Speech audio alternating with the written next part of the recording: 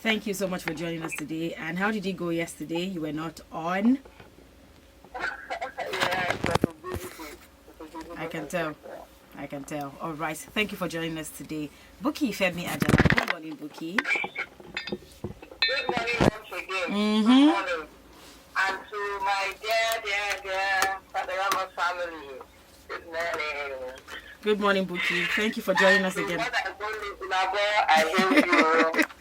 Good morning, BPFC. Good morning. Thank you so much, Buki, for joining us in the conversation this morning. All right. Thank So you, as we go, sir. yes, Esther. Esther, you see, Gio is snatching my loves from me. Oh, oh, oh, oh. Just look at. I know she was she's probably somewhere smiling and grinning from ear to ear. No problem. It's totally fine. It's fine. It's fine. No wahala. No wahala. I did for everybody. No problem at all. You know, the closer you get, the You more know, you look alike. I sound alike as well. Well, I know, right? I know. Thank you so much, ladies, for joining us. The phone lines will be open 07000 or you can send us a text or a WhatsApp message 070 to be a part of the conversation. You can call it live 07000 Listen live at the website www.wfm917.com. Download the mobile app to listen live, WFM 917. So, starting off the conversations, first, this one.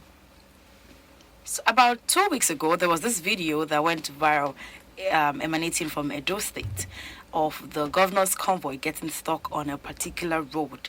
And the governor had to come back, the Edo State government had to come back to make some kind of announcement to say that particular road is a federal road. It's not a state road. So the state has no power to actually fix this road. And they had to go ahead explain to the public how much effort they have put into ensuring that they get the attention of the federal government to fix this road.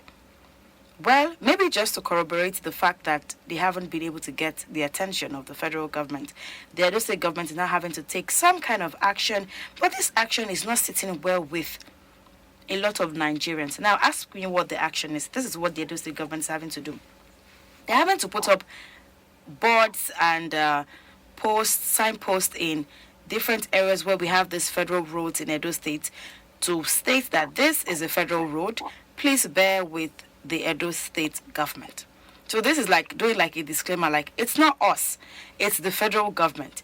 Some Nigerians have taken this to say this is some kind of pettiness.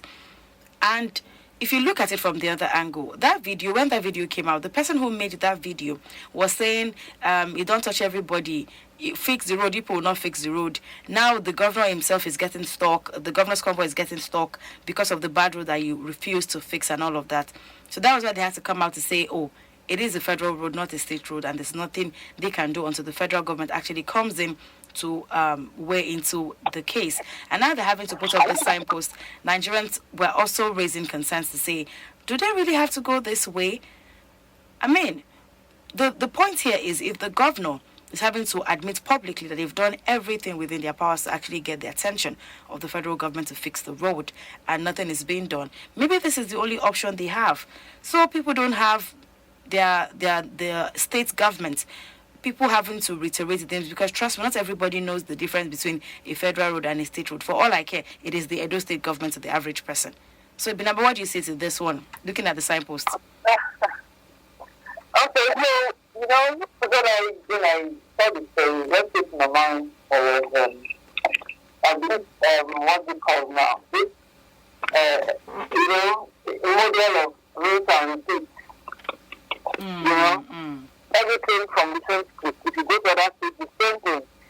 Governors will tell you, no, this road is federal road, this one is state road, this one is that and that. The bottom line is our government should be up to their responsibility. It is not enough telling us about the billions of dollars that have been spent that we are not even feeling. You know, when a government tells you that, we have spent billions of dollars in this particular state, let it be that at least you could come out and say this, I think so, I believe so, and then you give your reason. Because which sector will you go to in Nigeria, both state and federal, that you speak yourself and say, yeah, wow, this is fantastic. If you're talking about you're talking about the world. You see, Edo State in particular has very terrible roads. More so, their federal roads are terrible. Even the state roads are not good. So, I think there should be a synergy between the state government and the federal government. Because I don't think it is our business whether it is federal road or state road. What matters to the people is that these roads are good and well maintained. Because when the federal government will tell you they are spending some amount of money on road construction or reconstruction, and then you travel and you suffer so much on this road, you begin to wonder which one will not spend this humongous amount of money on top. And should the governor be stopped in the people he found himself as the governor of the district, before you come out and say of this thing, what has he done as the governor in terms of, dialoguing with the federal government, concerning the federal and the state?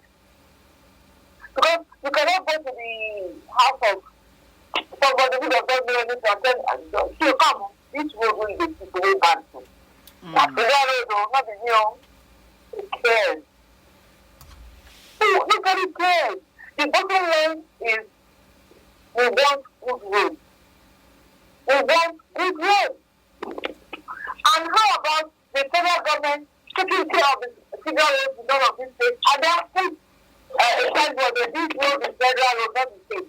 That's what we want. Not when the roads are bad, then you begin to, remove yourself from that. No, it's not my responsibility as a governor. It's the federal government responsibility.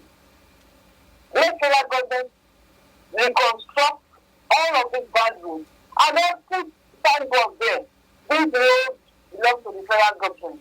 So we would know that, okay. So our federal government, they get the road for this state. State government don't feel good. So all these, shifting blame from federal to state is not the goal. What we want is give the citizens dividends of democracy on every side. This continue to be a real pattern in the government is frustrating. I can recall I was traveling from Benin to one of these towns in Edo State. We got to a particular spot. That spot has been bad for years. Government will come, government will go. And who is holding them by the government that, they are come and do this thing for my people?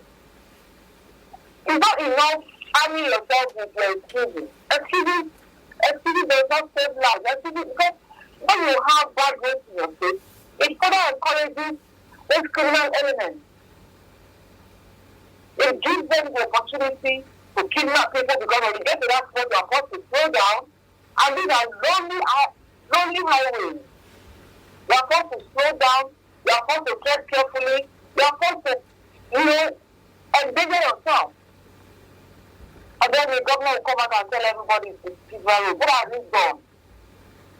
How much effort have they put into it trying to draw the attention of the federal government to those bad roads in the state that belong to the federal government so that they can come and do something? Even a palliative. Rather, we are so in the habit of giving excuses as leaders. I don't think it's part of leadership trait that when you become a leader, just your own number, and don't be giving excuses. Just tell them, no, it's not my responsibility. And then they will let you off the hook. But who cares? That road is in your state. If the federal government doesn't say anything, you can do some form of palliative and then let everybody know, see, this thing I'm doing is not for the state. And I'm doing it because of you, my people. This is not my responsibility as the governor.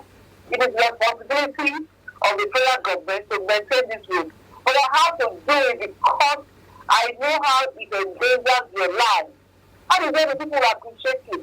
Not when you leave it there, it keeps getting worse. And then when you now experience it, you now come out and tell us it is federal road.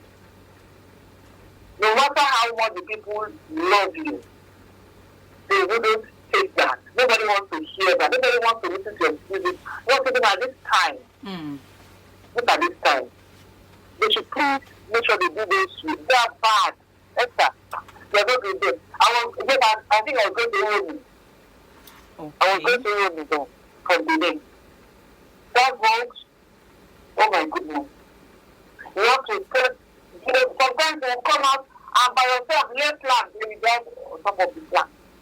That's how bad it is. And while you are doing that, that's the lonely way. While you are doing that, some people elements just pass on you from the surrounding and come and carry the person. The next thing they don't kidnap this person.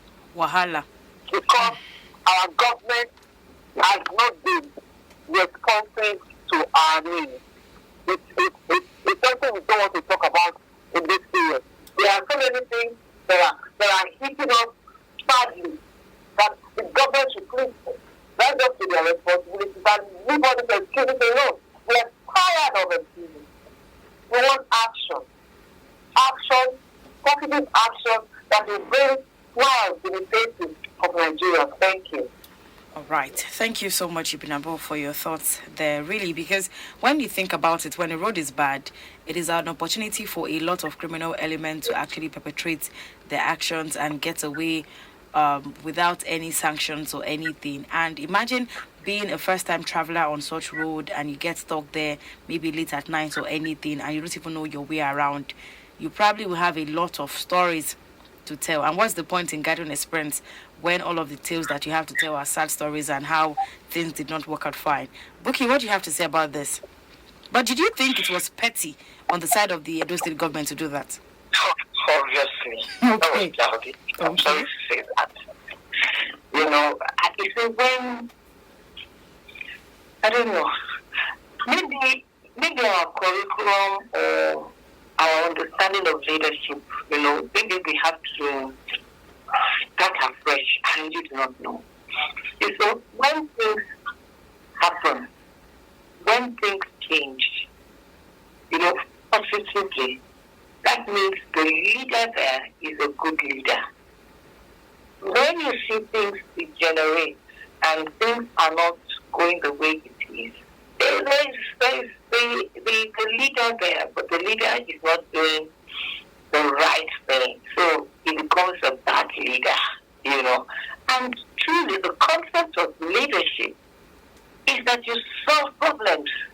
You are there to lead, not for the perks of the office, not for you to have a big car and to have, a long convoy and to be addressed as Mr. Governor. People addressing you as Mr. Governor, indirectly they are saying that you solve problems. Yes, we know it's a federal road. Oh well, yeah.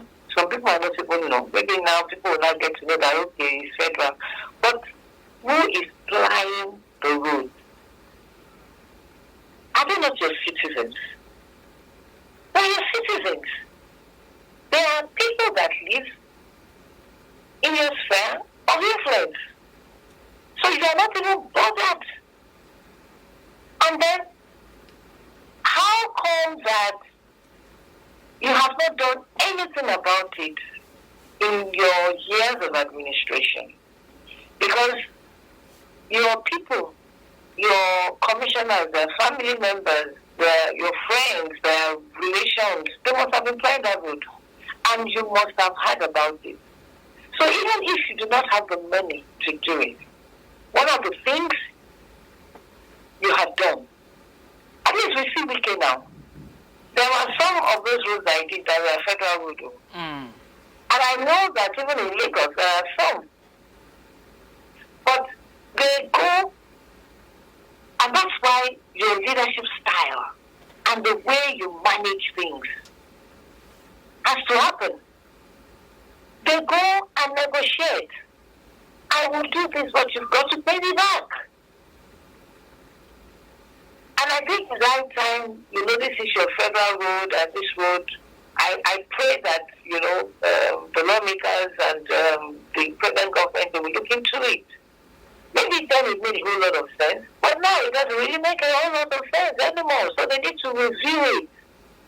That, okay, if you want to do it, we'll come, we'll evaluate, we'll have it, and then we'll agree. Are we paying back over a period of 10 years or whatever it is, if you have the money or whatever it is, because it's showing that some people are just playing ball on us, A road that is right in your state, that your people plow, your people pay taxes to you, and then you now have the effrontery. For me, I think it's a slap on the face, really.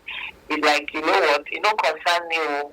This road is for federal government, but they are citizens of your state. They live in your state, and you have to take care of their welfare. Welfare is not just security, but of course, even the road. So, what he did, I hope he has some people that can talk sense to him. He should put those things down and get on the job. If he has to go and arrange how they're going to do the road palliative or whatever it is, he should do it. But please, bear with us. We are just doing this as a palliative measure, pending the time the federal government would see to it. That makes a whole lot of sense. You are communicating, not that this road belongs to federal government. So, it's a shame, Sha. I hope you will retrieve the steps and do the needful. Get that road fixed, even if it, just to make sure that it's motorable. Yeah. It's a sad one. And that leads me to the fact that we need to commiserate with the entire Fountainers, as they call them, members of Fountain of Life Church, on the passing to glory, because I know it's in a better place. Definitely. Passing to glory of the senior pastor that will require. So we commiserate with them, and we pray that the good Lord will comfort the entire family and the parishioners at this time, and even the body of Christ, and everyone that loves, Pastor Dukaya, because the first wife did quite a lot, talking about marriage, relationships, and things, and then the second wife also took it on, and they did quite a lot. So we send our condolences to them. Thank you. All right. Thank you, Buki, there for your words. Esther, sorry, if I could yes, go say ahead. something concerning. Please give me the opportunity to commiserate with the family of the lady chorus, especially what is named by the guy, the actuary, and his sister, and his sister. It was really a very, very sad news. But like Vicky said, he's in a better place.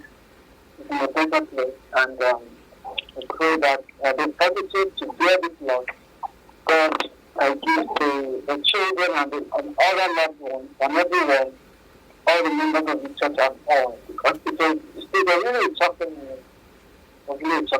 So, our congregation. Thank you for the opportunity. All right. Thank you so much, Ibn Abo. Really, the news, it shocked a lot of people. Seeing the comments here and there, looking at this man's life, he lost his twin sister, his first wife, second wife. He's actually been through a whole lot. And I think I want to agree to that saying that seems God gives his strongest battles to the strongest of his soldiers, because that is a whole lot to actually throw anyone off balance. I know that he's in a better place right now, and I really hope that the family, loved ones actually receive the strength to be able to bear this loss, and the body of Christ generally. We hope that they just receive the strength, really, because there are no words for it. I just want to imagine what service will be like in that church this Sunday. But again, it is a celebration of life, really. Because in all things, give thanks. You cannot question God regardless of whatever it is that's happened. So let's just leave it at that. God gives and God takes. All right. Thank you so much, ladies, for lending your voice to this one. 27 minutes past 9 on your Women Radio 91.7, and this is Panorama. Panorama is where we have the ladies from different geopolitical zones come together to discuss, dissect, and disagree on topical issues. And Panorama is broadcast Mondays through Fridays at 5 minutes past 9. My name is Esther Alarabi, and I have with me Ibn Abo Dixon and Buki Femi Ajala as we get to discuss this morning. The phone lines are open 07000 917 917, or you can send us a text or a WhatsApp message 070 317 56537 to be a part of the conversation this morning, as you would like to contribute to the conversation, and we'll be taking your comments. Now, going back to leadership, Nigeria is having to rank top with the highest rate of unemployment in the world, according to the latest data released by the World of Statistics. Now, Nigeria is leading with about 33.3%, followed by South Africa, 32.9%, and Iran, 15.55%. Meanwhile, there are countries that have lowest rates of unemployment. We have Qatar at 0.1%, Cambodia at 0.36%, and Niger at 0.5%. Let's focus on Nigeria. This rating in the world, 33.3%. It means that we have graduates who are leaving school and they're unemployed. We have people who have skills, but they're not engaged in any way. We have all of these issues, everything going on. The crime rate keeps increasing, and you can almost want to tie it to this. Imagine being ranked number one unemployment rating, 33.3%. And in the last how many years, we've had to talk about how these numbers have been increasing, and not a lot of attention have been paid to it. We do a whole lot of advocacy, encouraging young people to actually get engaged in vocational skills, do other things, find ways to maybe go into business to help them get engaged. But the environment is not supportive enough. It doesn't provide all of the resources that you need. I know that people would want to say, oh, start small, start with what you have. But what do I have? What do I have to start with? These are the questions, Buki. Well, the report is also saying that the 3.3 KPMG has even put out from an analysis, that it might even increase to about 40% if we do not do what is right. And that is on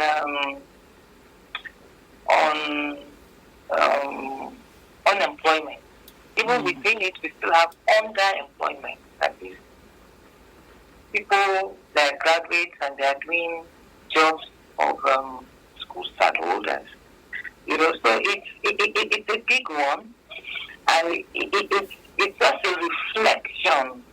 It's a reflection of the fact that we are not mindful of the value chain. Let me use that. What do I mean by that?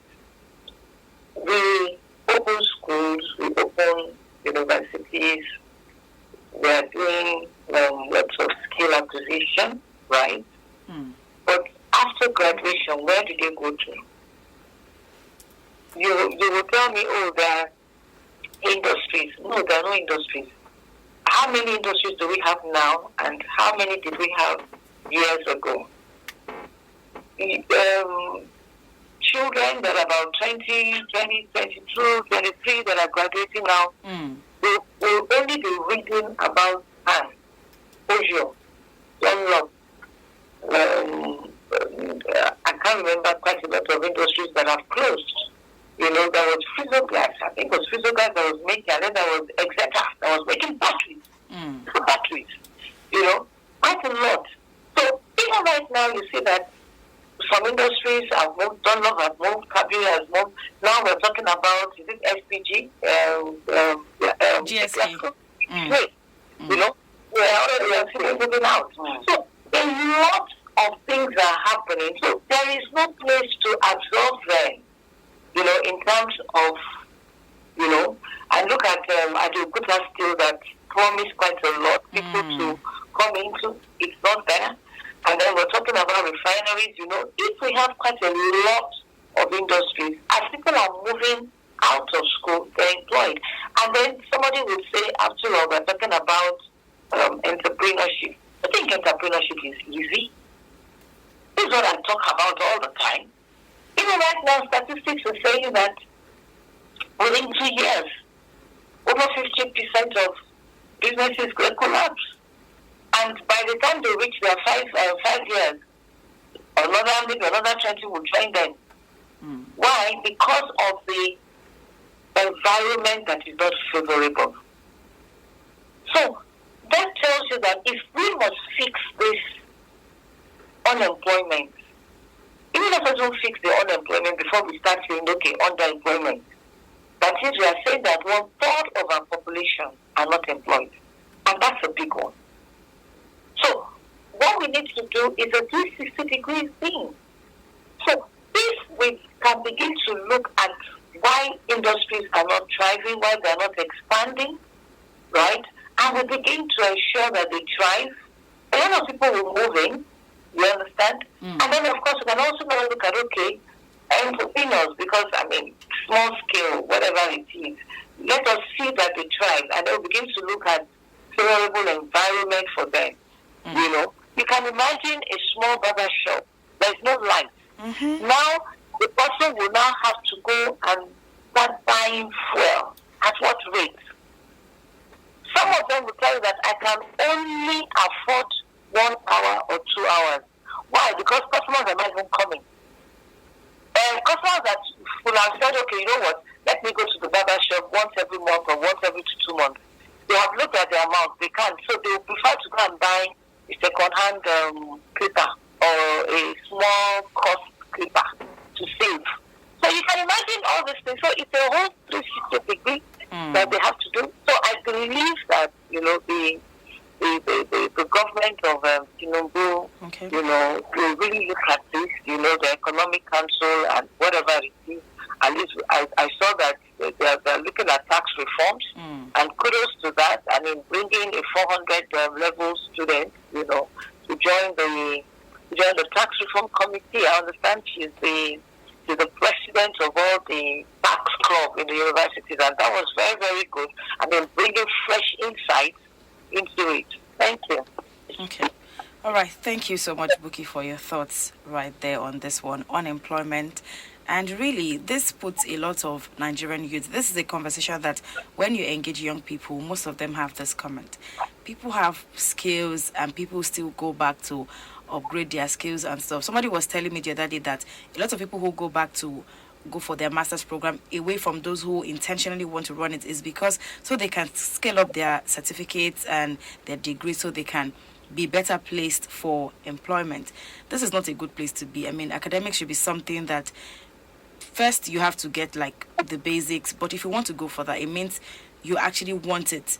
You want that knowledge, not just because it will help you get a better job or it provides you a better life. People will just do it just because we just want to do it for the sake of having this certificate and having an extra degree to be able to prove to people that you actually have the skill and you have what it takes. Ibinabo, let's talk about the need for this administration to actually look into this as something that should be worked on mid-term goal. And I'm saying mid-term because I can't say short-term because it's not something that can be done in one day. And I'm not saying long-term because we cannot afford to stay on this rating for too long. And so I'm choosing to say mid-term goal. Now, this is one question on one side, even about what can the government do mid-term to actually address this. Now, looking at the subsidy removal, the way things are expensive. Now, this is 33.3% of people being unemployed. Imagine having to do the math of our population at about maybe 200 million and looking at the number of people that would amount to. And let's just say these people have no other source of income. How do these people survive? How do they live? Just how? I was having a conversation with I am a woman, and it's bound to happen biologically. So those kind of organizations that get to support, but we're talking about how do these people actually survive amidst everything going on. 33.3% even above. Esther, you say you cannot shoot a shot in one direction. You target two good kata. Yes. Because if you look at the situation we are in, all our sectors are fraught with too many challenges. And it's not as if we cannot be able to. Ibrahim, let me pause your thoughts for a bit. Let's hear from this caller. Hello, good morning. Hello. Good morning. Also, for some time now, you people have not been picking my call, so. Oh, Mr. Ambrose, we're so sorry about that. So thankful that we're able to hear from you today. I was also the day that I was calling each time you pick it, you go off. Yes, probably with the network. Yes. Then there is one, I think her name is Chinyere also. Chinyere, my colleague.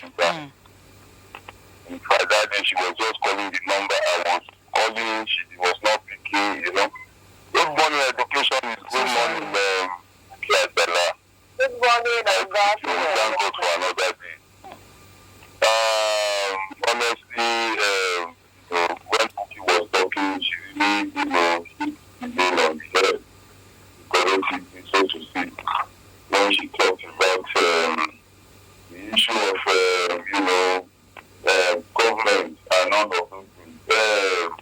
Let me tell you, I have the university graduate in my church, who is a house girl on motor. You have to go to bed to go and do house girl. I'm with that thing now. I don't think it's up to 30,000. I went to grab my hair last week. You know I'm worth 1,000 naira. So I have more than 5 tattoos that I abandoned. I have to go and rearrange them. When I grab my hair, the areas where I cannot touch, my wife will help me to just to save cost. Yeah. Because I have children in the higher institutions, and it's telling on me. It's really telling on me. So whatever I have to do to save cost, I have to do it. And like she said also, the president is listening. Most of the things that we say acts on them, but it should not just stop there. We want to see those things that will actually transform. Most of like this tax now that they are talking about, I think for me the president is just interested in making money. The last time we made a broadcast, he said 1 trillion naira after the so-called subsidies removal. But they are not addressing issues like Pookie said, the refineries, Ajabuta, and NEPA. If those 3 things can be fixed, we'll go a long way. I'm telling you, it's not about making money and giving out palliatives. If you tell Nigerians now that you want to fix the refineries or we want to fix the refineries, Nigerians should endure. They will endure. We want Mr. President to succeed. I don't know whether you are outside or you are agreeable, but what we want is now Nigeria can be better. Let us do it the way people are doing it, where they always go for health facilities, for education. Let us do it that way. And Nigeria will be better. This economy, I'm telling you, this my people, it cannot improve if we don't fix our refinery. It's not possible to fix our industry. So, on the issue of, you were talking about, I think, a girl that wanted the sanitary pad also. I can't remember again. I lost that thought. Like you said, you were created, you just made yourself a woman. I was talking to a younger lady who is unemployed, and she was having to complain about the economy and how bad it is that even to afford sanitary pad and all of that. Yeah. Exactly. I have a daughter also in the university. If I send money to my sons, 5 naira, I have to send at least 7 or 10 naira to her. So that she can take proper good care of herself. See,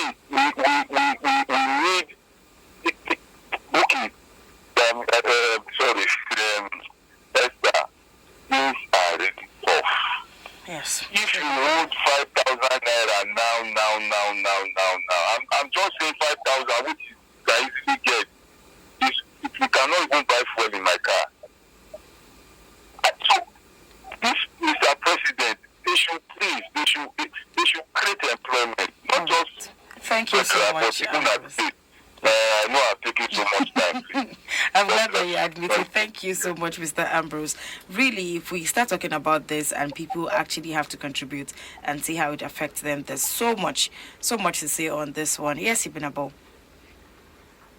Okay, so just to tell you a lot, Ambrose pulled out some of the things from my mouth by force by fire. You see, as a government, yes, this government is very new.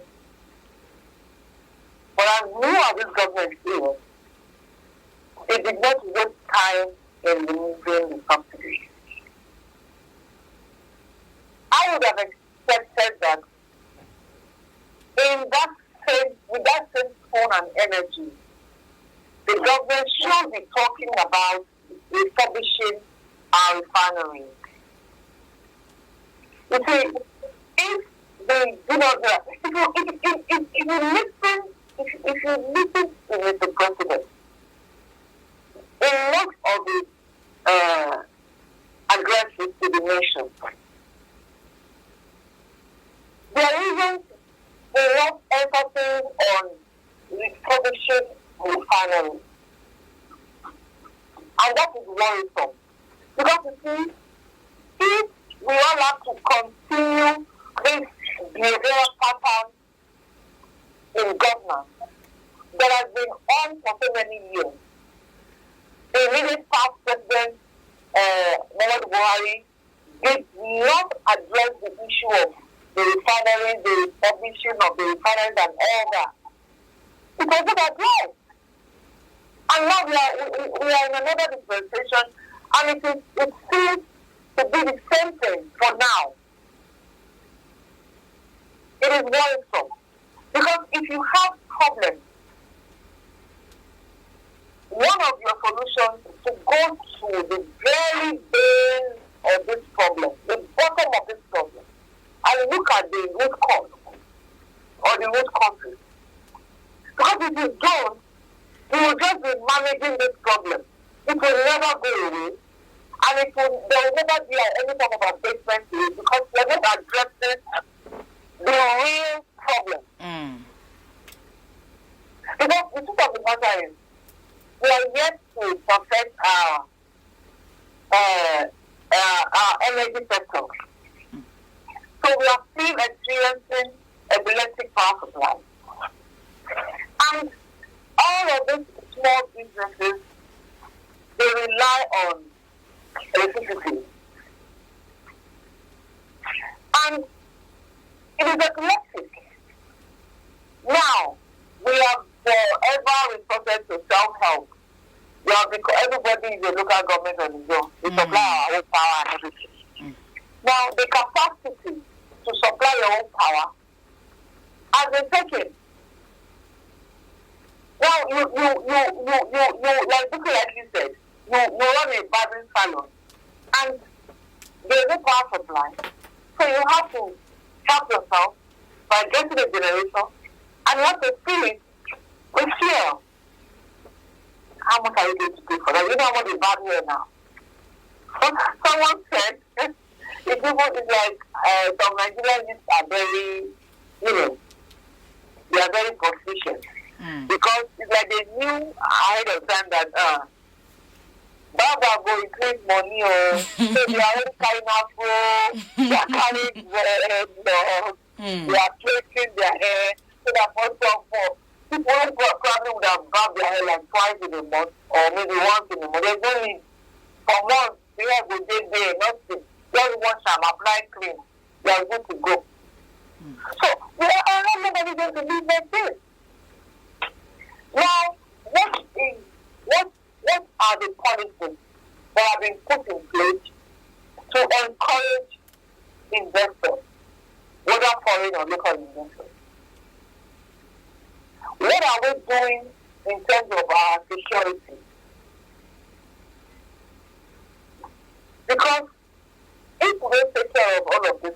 we're just going to be illegally.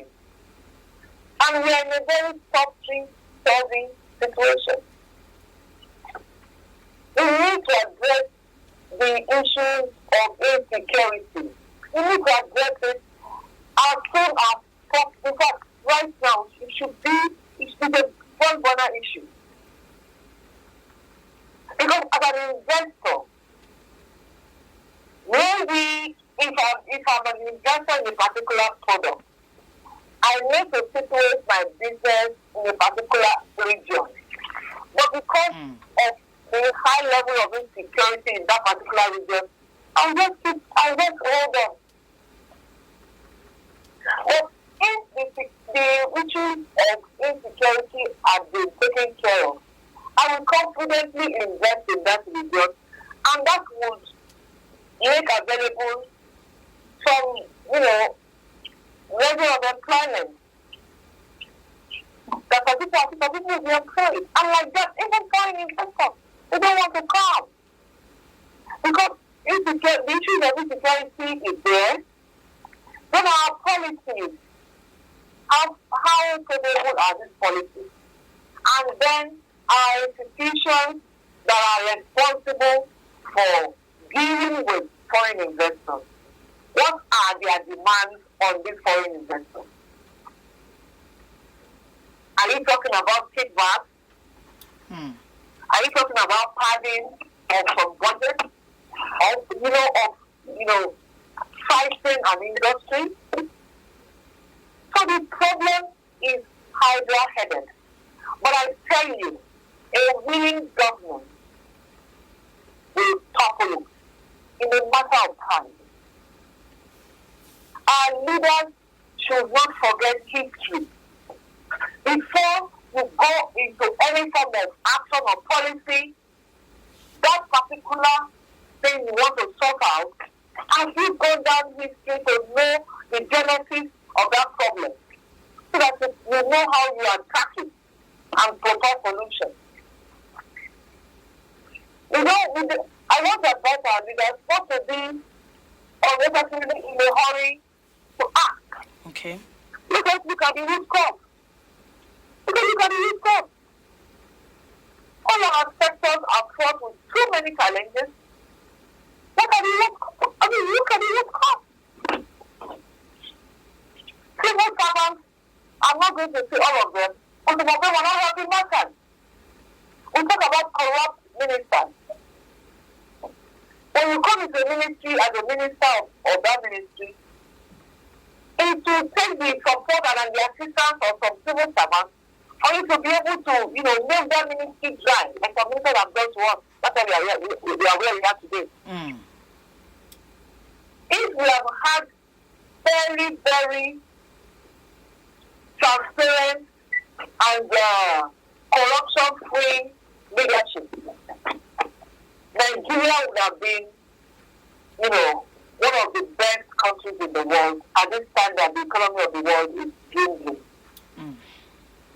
But we are part of them. We are suffering like this because we have had bad leadership. We have had corrupt people, and the end of affairs milking us dry. So I want to appeal to this government. What are you doing concerning our moribund industry? Revamp them and make available jobs. All right. We have the steel industries, we have the cement industry, we have our refineries, and all of these. What are the priorities of this government? Because you see, when people say that as a graduate, cannot just sit at home and waiting for government, I laugh. We always talk from our position of, comfort. We have some graduates whose fees are paid from borrowed money. So, such a student now graduates. Where do you think you will get money to start that small business you're talking about? What do you think will be the psychology of the parents of a child they have to borrow money and sell ABC and D To send to to school. train, or only for him to graduate and then start working with somebody who never even went to primary school. And it is not even a good, maybe at the end of the day, his take home pay would be maybe 10 to 15,000 naira. It is highly demoralizing. That is why you hear some of these Gen Z, they tell you school is scam. Yeah. Education is scam. It is not. It is not as in, and it will never be. It is because of the way our governments are handling everything. That is why it seems like that. It is not. All right. Thank you so much, Ibenabo. Really, Thank you. if we keep talking about these issues, I mean, there are different sides that we're definitely going to touch on, and it's not. We've done so much talking, looking at different sides, really, just for our leaders to actually put these words to action and find ways to actually make things happen. Like what Ibenabo was saying, I hear so many people say, oh, Nigerian youth are lazy. They just want to finish school and just get employed somewhere. Do you know the amount of work that people actually put into it? You don't know. Same way when the whole school fees thing was increased, the Unilag tuition stuff, and some people were saying, oh, when you go to other countries, do you know how much they pay? If you cannot afford to pay 100,000 for your education, you probably should sit at home and all of that. Talking from a place of privilege and just within your corner and not knowing what people are going through outside. So it's just best that before we look at these things critically as leaders, we should find a way to actually connect with the people that you are making policies for. Find out if what you are doing is what they need at the time, or if you are on the right track. It's not just about additional policies and doing what you feel is right. What do the people need? That's the question. Thank you so much, Ibenabo and Buki, for being on the program this morning. Thank you for having us. All right. Thank you. Do have a good day. Thank you. It's a wrap on the conversation this morning. Do well to join us again tomorrow at 9:05 as we get to discuss, accept, and disagree on topical issues right here on Women Radio 91.7 on Panorama. My name is Esther Alaribe. Up next is Radio Doctor with Chinyere. Good morning. WFM 91.7.